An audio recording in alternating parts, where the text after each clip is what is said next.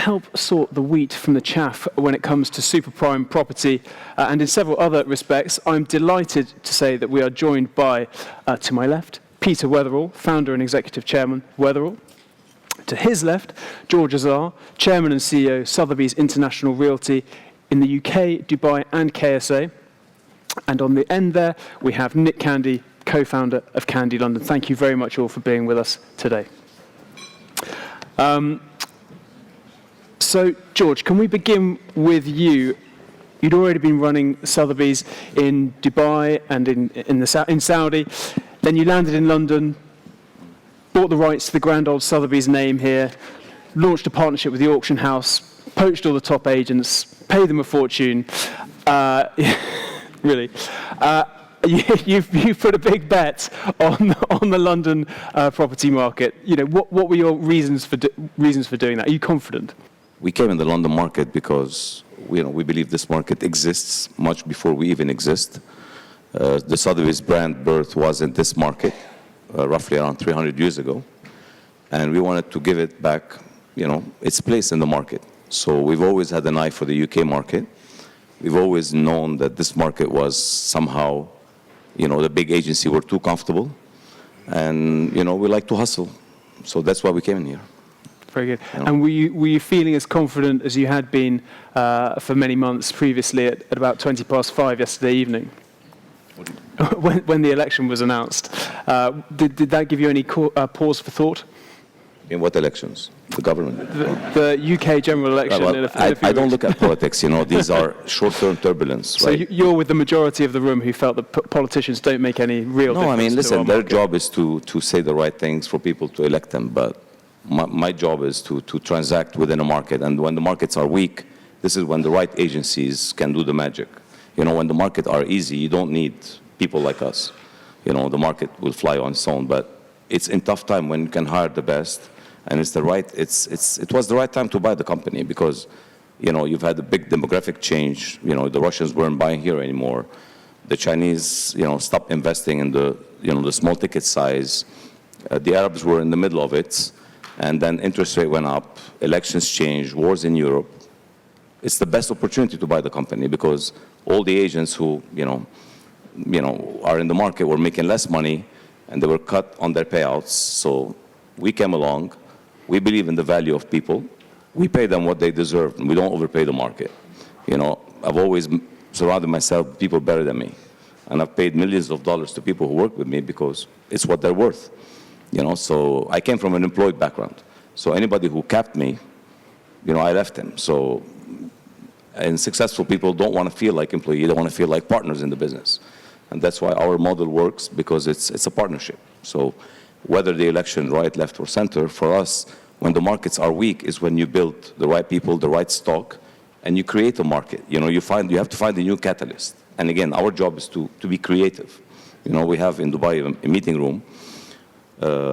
It's called the logic room. So we go in there, we debate ideas. And when we don't find solution, we have another room called the magic room. And we go there and we make magic.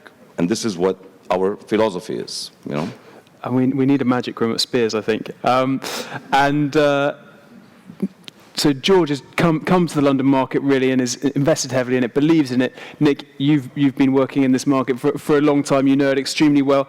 Where does it rank at the moment for the kind of clients that you cater to? They've got lots of choices about where they invest globally. Where is it sitting?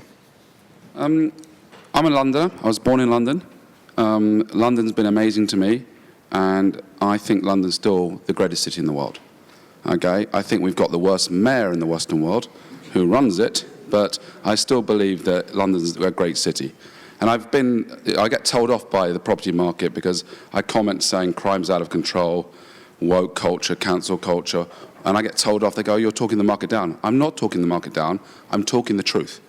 You might not like the truth, but I'm telling you as it is. Okay, and most of you know it. Okay, but London is still the greatest city in the world. And I just read an article coming here today that in the UAE, I think their first choice to buy in the world is London. Okay, that's where they want to spend their money. And I think London's relatively cheap on a global level today compared to other cities. It wasn't for a while when we had the Russians and Ukrainian money and Eastern Europe and Chinese and Indian. it got a little bit out of control for a while, but there's no supply here.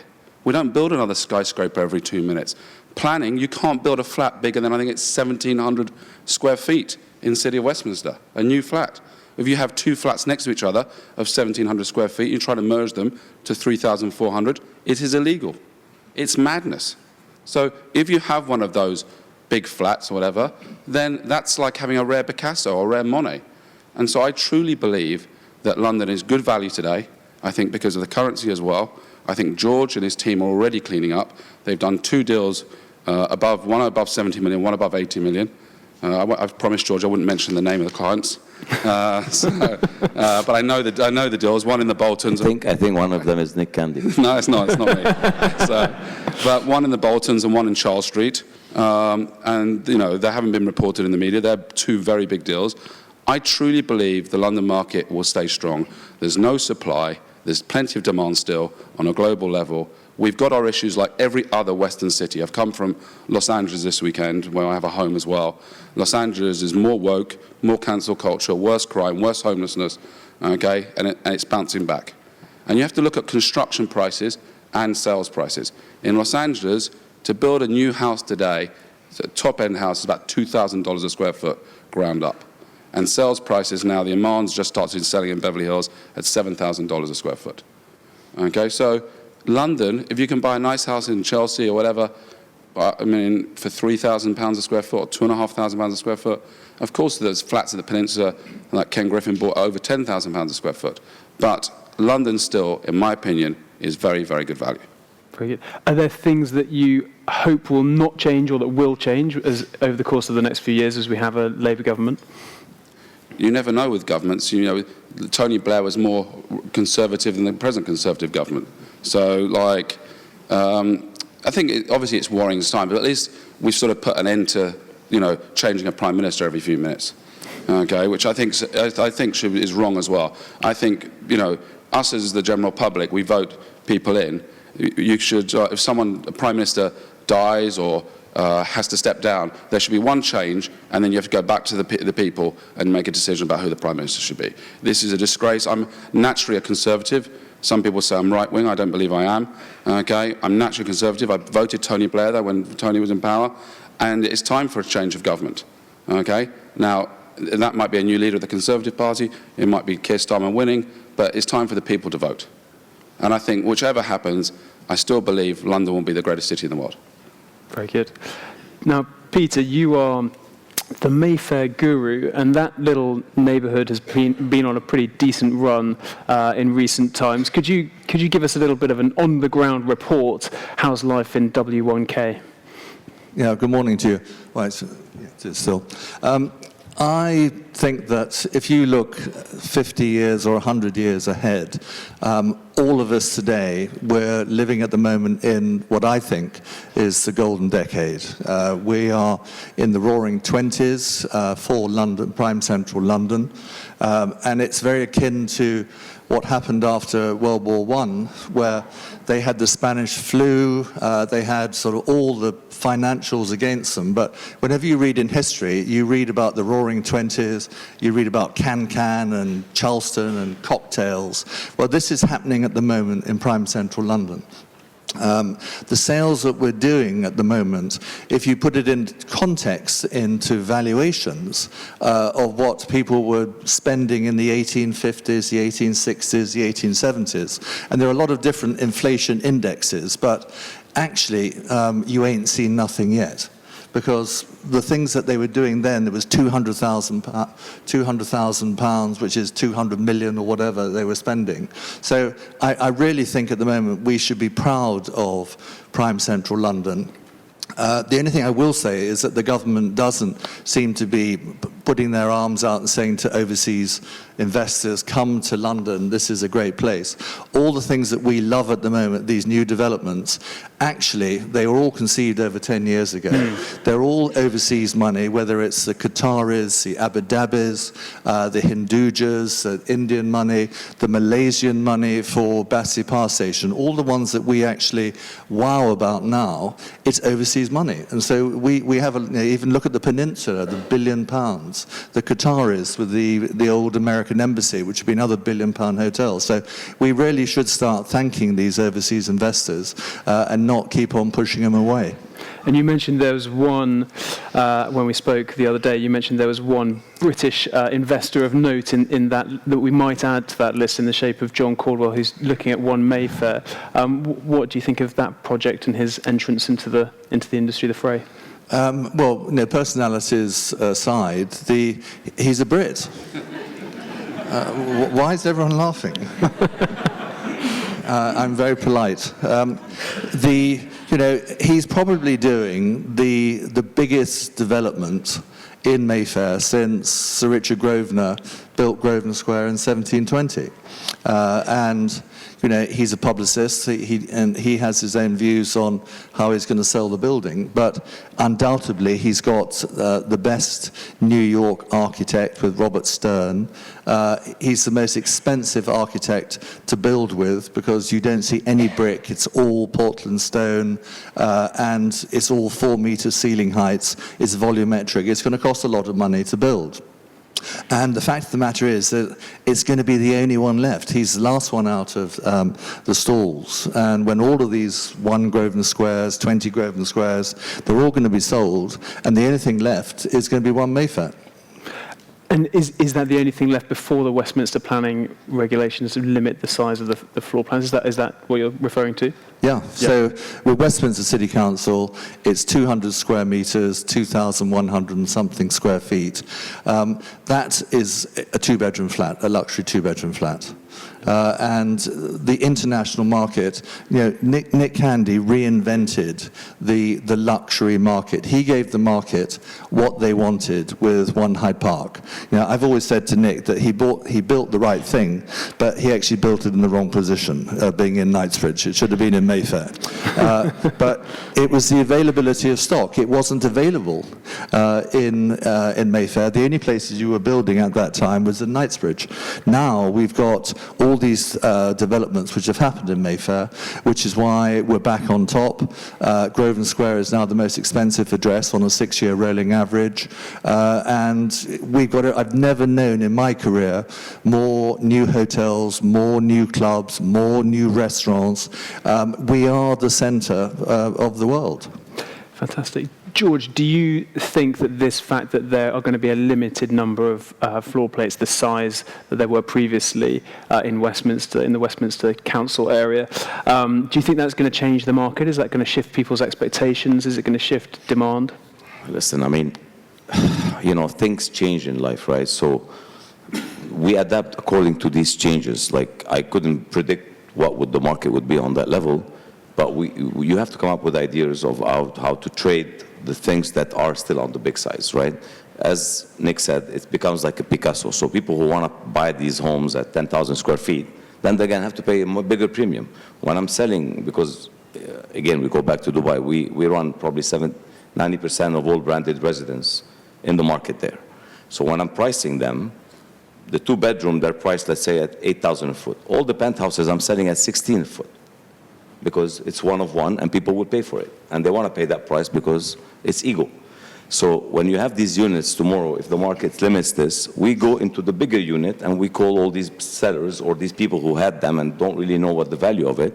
Actually, this morning we had a breakfast with the gentleman, who's bought a house here, I think 50 years ago. And, he's going to go to market with it. So he called us, right? He happens to be Middle Eastern, we know him, but he's had a long-standing relationship with local agencies here. But he knows that with a property like that, we're going to probably look for different prices. So I think the sizes will make Sotheby's trade better on the bigger unit. I see it as an opportunity. And Nick, as Peter said, you transformed the London market. You, with One Hyde Park, all those years ago, you still have a sense of what the buyer of a super prime home is looking for. What are the things that are driving those buying decisions? What do they really want at the moment? And does that change in different parts of the world? Yeah, I think it changes in different parts of the world. I think it changed through COVID. I ended up buying a house in the Cotswolds in COVID and absolutely loved going down there. And I never thought I'd be a person that leaves London on the weekends, and I'd go down almost every weekend to the Cotswolds, and I absolutely love it with my family and my young kids. And so the Cotswolds market's been on fire. Got Estelle Manor down there now and various other membership places. So, and at the same time as COVID, wealth became portable and people wanted to leave the UK and people went to the UAE. And I was one of those people with my family, and I've ended up doing, we're nearly there on a huge project in Dubai and hopefully some other projects in the region which we're signing. And I believe that Dubai is an incredible city. There's no crime, there's no homelessness, there's great schools now, there's great hospitals and healthcare, and there's a brilliant vision by a brilliant leader, guy. And sometimes I wish we had that wisdom here in the UK under our government and leadership. And I truly believe that branded residences and the super wealthy will want the very best in the world. Sure. And what that entails inside the building varies in different places. But what I don't like is branded residences where they say it's a Four Seasons residences or a St. Regis residences and there's no hotel or anything nearby. It's like 5 miles away. That's not a branded residences. That's like buying a fake handbag. Okay? That's like going to, I can't afford the Louis Vuitton one in the shop, but I can get the one on the street from the seller. That is just absolute rubbish. It's fraud. It's a joke. And that is not what branded residences is about. Peter, you said the other day you thought we'd reached peak branded residence. Are the best days of that trend behind us, or is it still happening?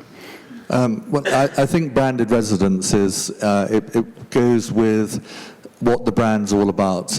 And the most successful ones are based on service, because that's what people want. I think when you start having clothing brands, jewelry brands, etc. It's luxury, but it's not service.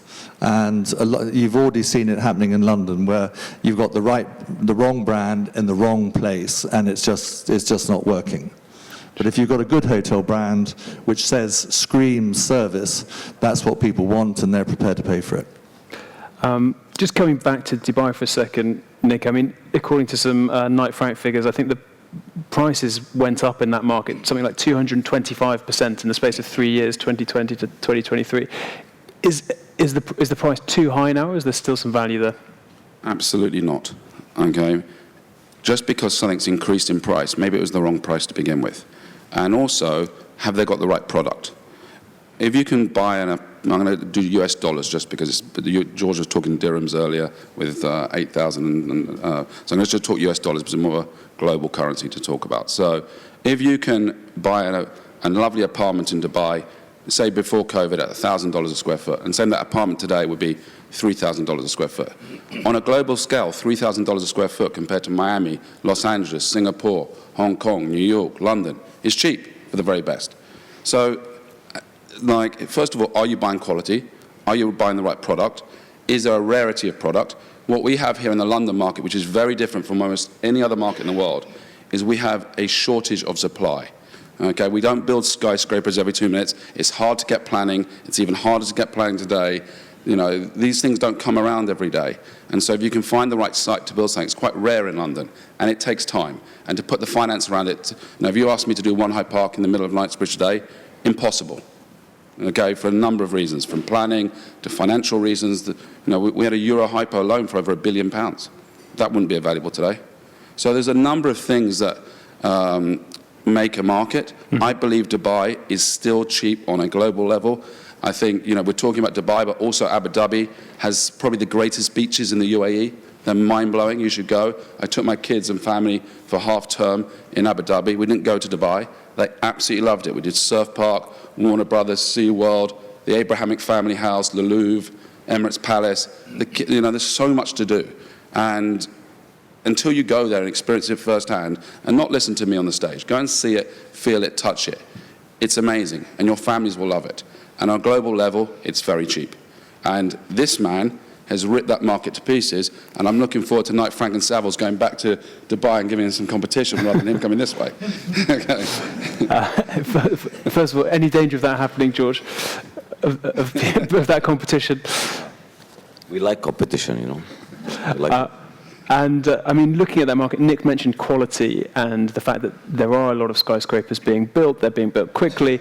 There isn't the same kind of history in the market. How does a buyer sort of distinguish the good quality projects from the bad ones? Okay, Dubai never had luxury. post-COVID. I mean, they had expensive stuff, but they had no taste. And I'll say it because I'm a straightforward guy. So when, again, Sotheby's today, 62% of its buyers are continental European, right? So these people have specifications, requirements, things that are global standards.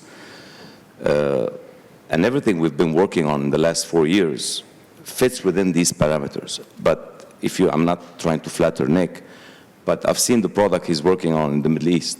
Until now, I haven't seen anything of that level being built in the Middle East. And we don't come in only to sell. We come in when it's a land, we look at unit mix, we look at pricing metrics, we look at absorption rate, we look at layouts, we look at bathroom, how they are, maid's room, this, that, whatever you have. So we give a lot of opinion because we talk to buyers. We're not a research house. We're not Knight Frank and Savoy. We don't do research. We transact. So we have live data.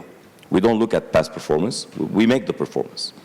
So when I look at his product that he's building right there, and I said it to the people he's dealing with, I said, I haven't seen anything like it. So it's not built, it doesn't exist, and people who know him and know this quality, it's a different level. Of course, you have now the Aman there, you have the Cheval Blanc coming to market, you have a Baccarat already. Again, they have very good architect, very good designer, but what Nick does, he has OCD and all these things, so he does things very deeply. So he's very difficult, like he would change things 5 times, right? But this is good because he's pushing the bar every minute. So the market there is in need of that. And that's why, for him, and again, the cost of these things, they cost a fortune. In the old days, they would build, like if you go to the Palm in Dubai, some houses have the kitchens on the sea view and the bedrooms on the street view. I'm like, who built that? Maybe, it's wrong. But to tell you how the market was so primitive. Now, of course, not the same anymore because you had a lot of people coming in. But your market here is already maybe 1,000 years ahead of that market. And again, my team from Dubai is here now, the marketing team. They flew them here to just look. And what they saw in terms of quality of homes, they were astonished. So that market here is much more advanced, 100%. But again, it's an emerging market. It's a market that's taking place because of its leaders, as Nick said. They're making all the right decisions for people, to be able to make money, enjoy life, and have why you want to be in the wrong place, right? A lot of the homes in the Middle East, they're bought off plan. I mean, with Nick's development, you know his name, you know his reputation, but are there other ways to make these judgments? I mean, we do 62% of our transactions on ready homes. Okay. So, but we don't do the whole market. It's a bit like London. I like to focus on price point and area, and I don't touch anything else. So you can't list in my company anything below, let's say, $3 million or $5 million. So I won't list. And I have only 6 areas I focus on. Within these 6 areas... That's in London? In London or in Dubai. I have Okay. only 6 boroughs or whatever I have over there. And I look at how many homes exist, how many homes are for sale, and I go after the stock. And if I can pick 50, 60% of the stock, I'm a lead machine, so I can generate buyers every day. So based on that, that's how you transact. I don't look only on, just having, it's all about the menu. If you have the right menu, people come to you. Sure. There's also a perception of who the buyers are in Dubai. Most of the room probably thinks it's all Russian and Ukrainians. It's not. I think the largest high-end residential buyer in Dubai last year were German and Swiss. This year, my number 1 buyer, I've already done over 1.5 billion pound. Yeah, 1 billion pound. 36% of that is London money. The first time in our career in 10 years, the number 1 buyer in the market in Sotheby's this year are from this country. Okay. And George, just give us a sense of what's going on in Saudi Arabia as well, because Dubai sort of feels closer in a way. It's more established market, but Saudi is, of course, on the rise, and you've been working there too. I mean, you have a totally different new leadership, right? They opened up the country so fast. I was scared when they opened it up because I've been going to Saudi since 1995. And again, in these days, you couldn't be seen sitting in a woman with a restaurant. You'll go to jail, both of you. So the country is totally changed. Don't forget, their population, 70% of it is below 30 years old. So they're all young, they're all eager, and they all want to succeed. So if you look at our team in Saudi, probably 80% is women, Saudi women. Why? Because they're hungry to work. They want to work, they want to go out, they want to do this, they want to be independent. And they're much more flexible than the guys because they've been having, the upper hand there.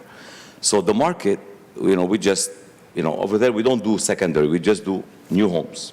So we just landed the Baccarat from the government, exclusive. We've landed St. Regis, we've landed the Raffles, we've taken the Jumeirah in Mecca. So they come to us because we come in early with them. We help them on all their metrics. And if you get the product right and the pricing right, selling it is easy. The last thing you want to do, and I find it here a bit amusing, that the developers here, they just come to you at the end of it and they tell you what to do. It doesn't work that way. That's why most of the schemes here take 6 years to sell. If I sat in a scheme more than a year and a half, I'll lose money because I bankroll all the costs. So if I sit 6 years in I don't know, the 6 senses, I will come out losing a couple of £1 million. So I have to sit with Nick and say, well, your fees are wrong, your payment plan is wrong. So in Saudi, we educate them. The market's still early. It's a market where we're learning. Like all the big agencies there, they do valuations, appraisals, research, but they don't do transactions. I'm a transaction guy, so we don't have any retainer in our company. And the market there needs people like us because we're new, right? And we come with a lot of experience. And we have a huge back end that services UAE, UK, and Saudi. And, it's a learning curve, but I would envision, because I've been to the Red Sea, I've seen all the projects that are coming up. I flew there. I took some army helicopter in some islands in the middle of nowhere 5 years ago. So we've done a lot of work with the government. And what they're building is very impressive, and it's going to compete on a very big scale because all the marinas they're doing for all these big yachts, it's all, when the summer, for you guys, it's in, our summers are your winters. So all the boats will be going there. And the sea there is like the Egyptian sea. It's all the nice corals. It's like the Maldives, but untouched, undestroyed. So if you look at the sea there, it's something different. And the weather across 10 months is around 28 to 30 degrees. So it's beautiful. So everything they're building, they're not selling off land. They're building and showing people what they're selling. That's how they sell, which is good. So they're putting their money to work first. And I do believe it's a promising market, but it's still an early stage because today you don't have yet laws for international buyers. It didn't come out. So we can't sell to international buyers. Saudis don't believe they're going to spend the money they spend in London in Saudi when they can buy a land for nothing and build anything they want. So they're not convinced. So it's a learning process, right? And we want to be there in the beginning, and we'll commit capital to learn and to make this market. But I do believe our area is well positioned to benefit from this, on a global scale. Great. Okay. So we're long Saudi. Peter, you've been in the London market and observing it for a long time.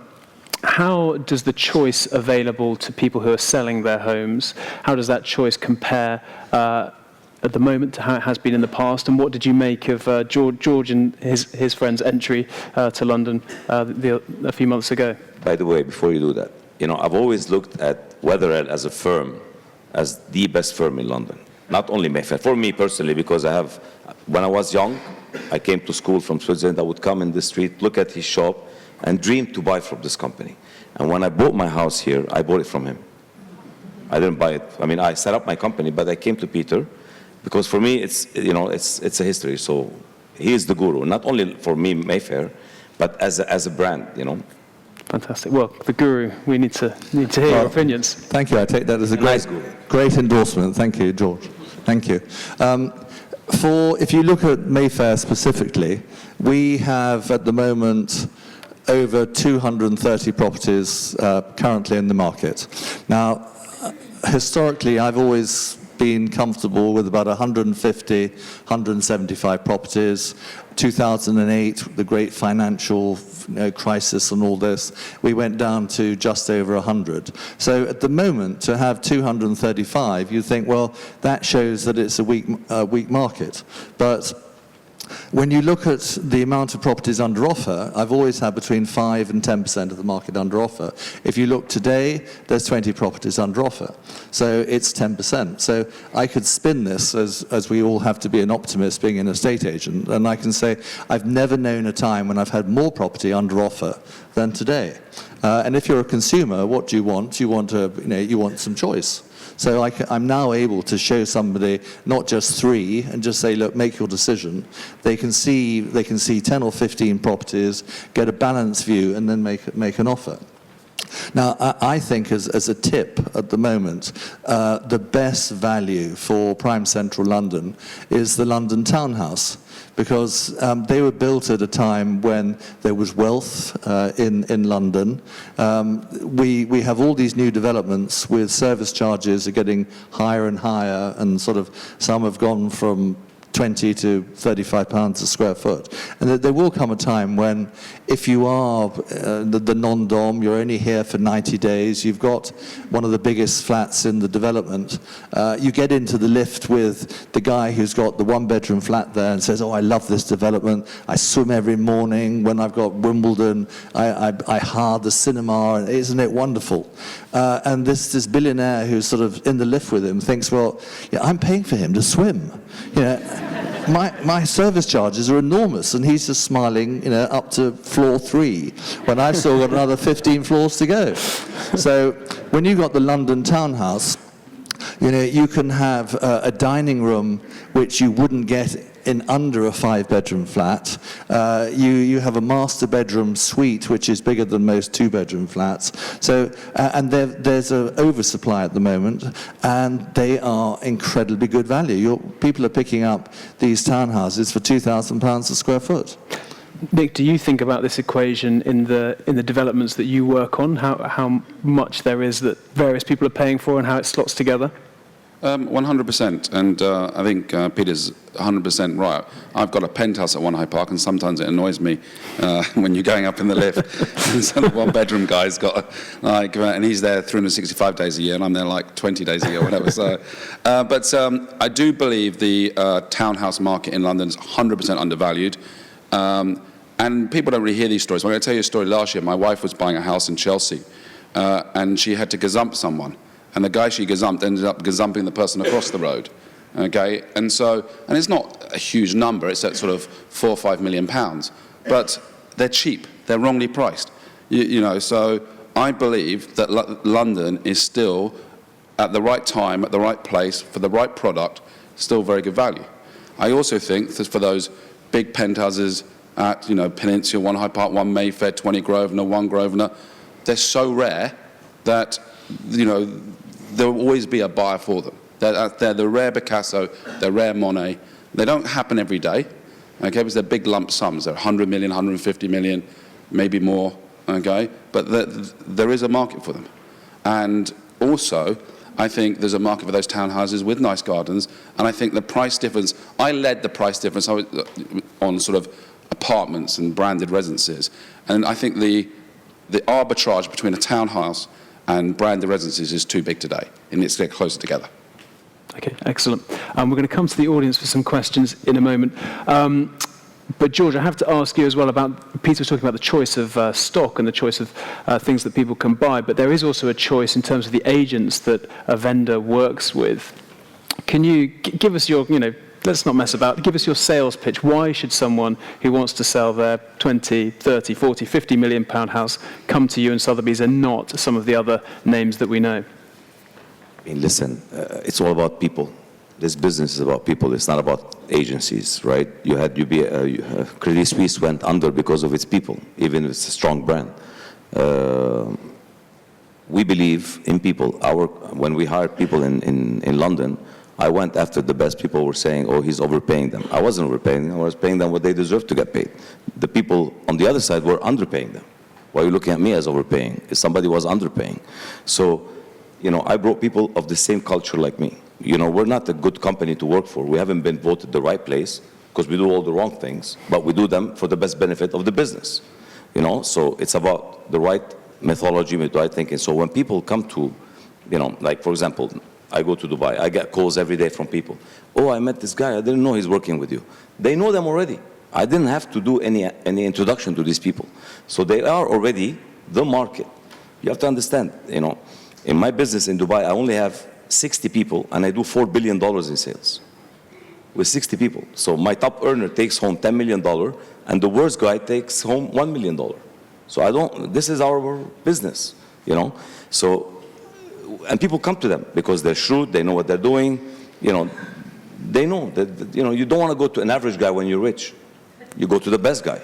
Why would you go to an average guy? You once told me that running your business was a bit like having a tank and the sharks had entered the tank. I mean, there are sharks. They fight all day long. My job is to make sure they don't eat each other. You know, I'm the only one who can eat them because we have a one-way street. It's like a dictatorship, my company. You know, but it works. You know, we don't have that's why when you talk about politics, we don't have politics. No, it's a one-way street. We don't have management. We make a decision, we go. We don't have to go through layers of approval. You know, so we have Claire Reynolds who's running the business here, and again. My idea was to make sure that Claire can do exactly what I want to do, right? Because this is how the business runs. So, and these people, you know, that we have had their fights, you know, dealing with someone like Becky is not easy. You know, when I was having my conversation with her, people were telling me, oh my God, it's going to be a headache. I said, that's the people you want to hire. If I get a guy who's going to say yes, yes to me, he's the wrong guy. I want somebody to challenge me, right? And this is the culture we have. Very good. Well, I might ask you a bit more about that in a second, but we do have some time to take some questions from the audience. So if there is anyone who would like to pose one, please raise your hand and we can get a microphone to you, or just you might like to project your voice. Yes, please. Benjamin Weinberger from DDRE Global. It's been well documented that a lot of people have left the bigger corporates, and it is a people's industry, service-led. Where do you think it leaves the bigger corporates when the superstars left? Just if people at the back didn't hear that, that was the question from Benji. Agents are leaving the large corporate companies. Where does that leave the industry, essentially? Listen, I mean, for me, I'm a platform, right? I run on Salesforce. I'm a lead gen company. I invest money into marketing. We spend millions of pounds every year because we want to generate buyers. You know, we generate on average, with 40 people, we generate at least 40, 50 buyers a day, right? We've generated over 40 billion pounds of inquiry in the first 4 months of the year. So people who have entrepreneurial spirit and want to get paid, you know, you're sitting in a company. In the very good days, you'll get another 50,000 pounds. In the worst day, they'll cut your payout by 20,000 pounds. In my company, we don't have that thing. You bill, you eat. If I lose money from an operational side, that's my problem, not yours. Sure. So I don't undercut anybody. It's all contractual. It's all on the money. So people who have that same mentality, they're going to come to a platform because they want to trade the market. So these big agencies had it easy because they didn't have that culture. Now they either have to adapt or they're going to keep losing more. It's up to them. I don't know. This is their... And again, these are very big companies. I mean, I'm still small fish here. But these guys, they build hundreds of millions, right? But their model is, for me, it's like BlackBerry versus iPhone, right? So it depends where you want to trade. Sure. You're the iPhone, to be clear. Clearly. Nick, when you're selling your projects, you've got a choice of who you work with. I mean, do you work with anyone? What considerations do you bear in mind when you make these decisions? First of all, I think when you work with someone on sales, you want a level of competitive tension, okay? Because I think you'll get the best out of people. When we're doing the big projects like One High Park or what we intend to do in Dubai, we'll have our own internal sales team. But we're already speaking with George and his team from the very beginning at Sotheby's. Layouts, floor plans, services, maids rooms, everything he mentioned, we went and saw him. He's the leader in the market, we went to see him. But we also went to see Knight Frank and Savills, okay? And we spoke with JLL on hotel operators and various other things. So, but you want a level of competitive tension. I've worked with, you know, Tom at Knight Frank and Ned and Jonathan at Savills and some of the best people in the world in real estate. George is unique and his team is unique. And it's different working with him in a good way, okay? It's challenging. We have arguments, okay? We're brothers and we're friends, okay? And I think, you know, I think it's good what he's done here. He's the only guy this year that's done 2 deals of that size, you know, over 70 and 80 million. And, you know, he's going to do deals, you know, I've just appointed him to sell my penthouse at One High Park, and I think he'll get it sold, okay? Why Knight Frank and Savills had their time to sell it. So, you know, at the end of the day, all these firms are very good firms. You know, there's not a bad firm amongst them, yes? They operate differently. Knight Frank's a partnership. Savills a public company, which makes it harder sometimes in some ways, but you've got to report quarterly. They're all different. But it's down, as George says, and Peter says, and the reason why George and myself have so much respect for Peter, because it's the person, it's the, you know, it's the individual, okay? And you want the best individuals, okay? And there's some incredible individuals, their characters in the market, and whether that's in Dubai or Abu Dhabi or London or Cotswolds, you want the very best, and there's plenty of them. Very good.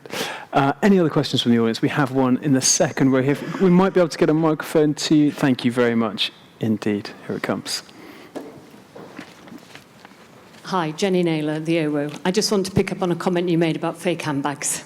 So I did the marketing launch for Raffles London, the OWO Residences serviced by Raffles.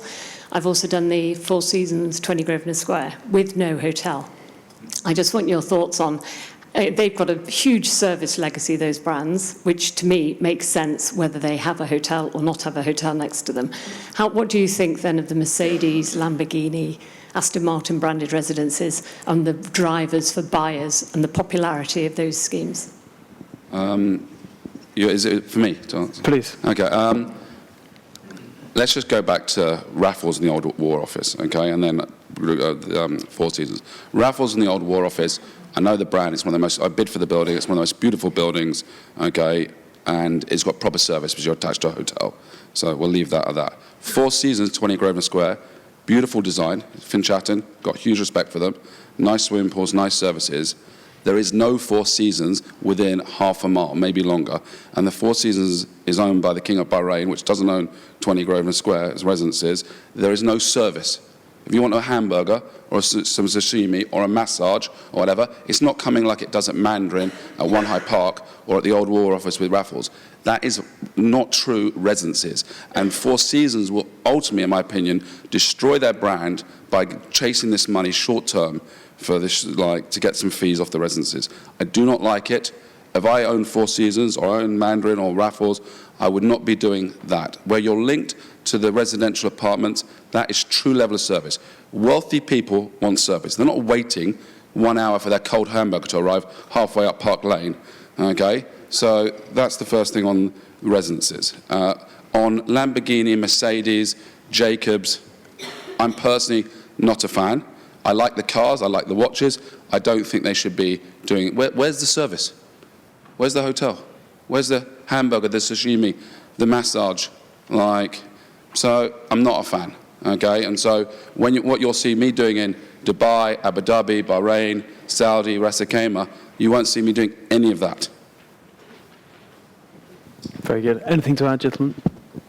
We might have time for just one more question, I think, if someone has one. I can see a hand up back there. Thank you very much, Matt, for passing the microphone. Thanks. Hi, Nick. It's Rupert Neat from The Guardian. Why do you only spend 20 days in your penthouse apartment in One High Park? So, He's fighting with his wife, maybe. no, I no longer live in that apartment. I live in Chelsea, in my house in Chelsea. So I was being facetious. But so the penthouse at One High Park is actually empty. So I don't live there. But you spend 20 days there? No, I was being facetious, like. It was a joke. So, Why are you selling it? Because I've got a house in Chelsea. Sure. How much do you think you'll get for it? It's on the market for 175 million, and I think George will get close to that. Thanks. Thank you. Buy it? Thank you very much indeed for your questions. Do you have someone Rupert. for it? Yeah.